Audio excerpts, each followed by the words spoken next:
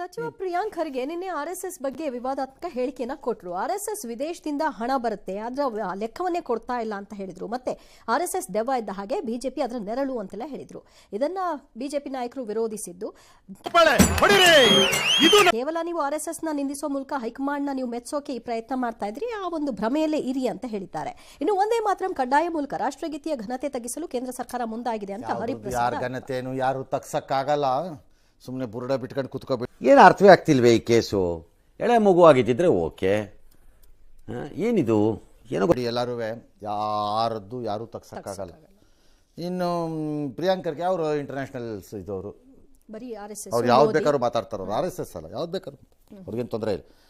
RSSಕ್ಕೆ ನೀವೇ 10 ವರ್ಷ ಅಧಿಕಾರದಲ್ಲಿದ್ರಲ್ಲ, ಒಳ್ಳೇದು ಮಾಡ್ತದ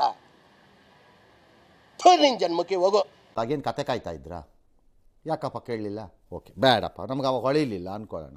ಈಗಲೂ Priyanka Kharge you go to court, ಹೈಕೋರ್ಟಲ್ಲಿ ಪಿಟಿಷನ್ ಹಾಕಿ RSS ಅನ್ನೋ ಸಂಸ್ಥೆ ಹಣಕಾಸಿನ ಲೆಕ್ಕಾಚಾರ ಕೊಡ್ತಿಲ್ಲ ಅಂತ. ಯು ಆರ್ ರಾಂಗ್, ಕೊಡ್ತಿದ್ದಾರೆ. ಅವ್ರ IT ರಿಟರ್ನ್ಸ್ ಹಾಕ್ತಾರೆ. IT ರಿಟರ್ನ್ಸ್ ಇಲ್ಲದೆ ಮಾಡೋಕ್ಕಾಗಲ್ಲ. IT ರಿಟರ್ನ್ಸಲ್ಲಿ ವಿದೇಶದಿಂದ ಹಣ ಬಂದರೆ ಅದು ಕನ್ವರ್ಷನ್ ಆಗಿ ಒಳಕ್ಕೆ ಬಂದಾಗ ಅದನ್ನ ಲೆಕ್ಕದಲ್ಲಿ ತೋರಿಸ್ಬೇಕು ತಾನೆ. ತೋರಿಸ್ದಿದ್ರೆ ಫೆಮಾಗ್ ಬರಲ್ವಾ? ಅದು ಫೆಮಾ ವೈಲೇಷನ್ ಅಥವಾ ಫೆರಾ ವೈಲೇಷನ್ ಇವ್ರ ಫಾಲೋವರು ಮೋಹನ್ ಚಂದ್ರ ಕರಮ್ಮು ಚಂದ್ರ ಆಗಿದ್ದರೆ ನಿಮ್ಮ ಸರ್ಕಾರ ಏನ್ ಮಾಡ್ತಿತ್ತು? ಮಣ ತಿಂತಿತ್ತಾಗ. RSS ನ ನಖಶಿಕಾಂತ ದ್ವೇಷ ಮಾಡುವಂತಹ ಚಿದಂಬರಮೇ ಇದ್ರಲ್ಲಪ್ಪ ಪ್ರಭೂತಿ, the greatest financial expert of ಹಿಂದಿಲ್ಲ ಮುಂದಿಲ್ಲ ನಾಳೆ ಬರುವುದಿಲ್ಲ ಅನ್ನುವಂತಹ ಭ್ರಮೆಯಲ್ಲಿದ್ದ ವ್ಯಕ್ತಿ ಇದ್ರಲ್ಲಪ್ಪ ಅವರೇ. ಯಾಕೆ ಮಾಡಲಿಲ್ಲ? ಇವ್ರಿಗೆ ತುಂಬ ಪಬ್ಲಿಸಿಟಿ ಸಿಗ್ತಿದೆ ಖರ್ಗೆ ಜೂನಿಯರ್ ಅನ್ನೋ ಕಾರಣಕ್ಕೆ ಈ ನ್ಯಾಷನಲ್ ಮೀಡಿಯಾನಲ್ಲಿ. ಅದರ ಪರಿಣಾಮ ಅವ್ರು ನಂಗೆ ಎನ್ಕರೇಜ್ ಮಾಡ್ತಾ ಇದೆ. ಅವ್ರು ಹಂಗಿರಲಿಲ್ಲ. ಇದೆಲ್ಲ ಕಳೆದ 1 ವರ್ಷ. ಯಾಕಿಷ್ಟು ದ್ವೇಷ? ನಾನು ಏನು ತಪ್ಪು ಮಾಡಿದ್ದೀನಿ? ವರ್ಷದಿಂದ 1.5 ವರ್ಷದಿಂದ ಆಗಿರುವಂಥದ್ದು. ಅವ್ರ ತಂದೆ ಅಧ್ಯಕ್ಷ ಆದ ಮೇಲೆ ಓಕೆ. ಈಗ ಅವ್ರದ್ದು ನಡೀತಾ ಇರೋಂಗಿದೆ ಕಾಲ ಸ್ವಲ್ಪ ಜಾತಕದ ಪ್ರಕಾರ ಅವ್ರು ನಮ್ಮದೇ ಇರ್ಬೋದು.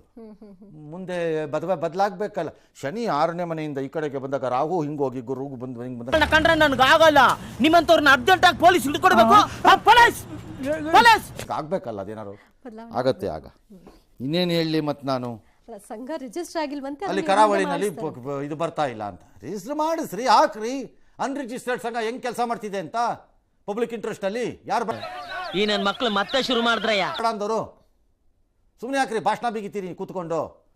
ಆಲ್ ರೈಟ್, ಅಲ್ಲಿ ಕರಾವಳಿಗೆ ದುಡ್ಡು ಬರ್ತಾ ಇಲ್ಲ, ಕಂಪನಿಗಳು ಬರ್ತಾ ಇಲ್ಲ. ಹೈದರಾಬಾದ್ ಕರ್ನಾಟಕಕ್ಕೆ ಎಷ್ಟು ದುಡ್ಡು ತೊಗೊಂಡೋಗಿದ್ದೀರಿ ನೀವು HKDB ಹೆಸರಿನಲ್ಲಿ? ನೀನ್ ಲವ್ ಮಾಡ್ತೀಯ ಅಂತ ಕೇಳೋ ಬದಲು TT ಮಾಡ್ತೀಯ ಅಂದ್ರೆ ರೆಡಿ ಅಂತಿದ್ದೆ ನಾನು.